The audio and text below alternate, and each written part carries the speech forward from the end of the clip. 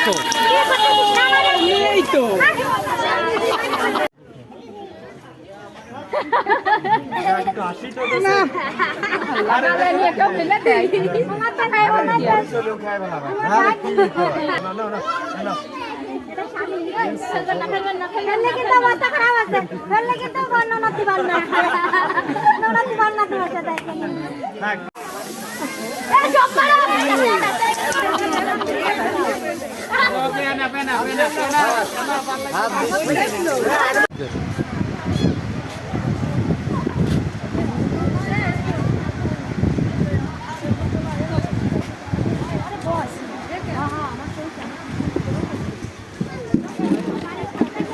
আপনার সাথে কথা বললাম আমার সাথে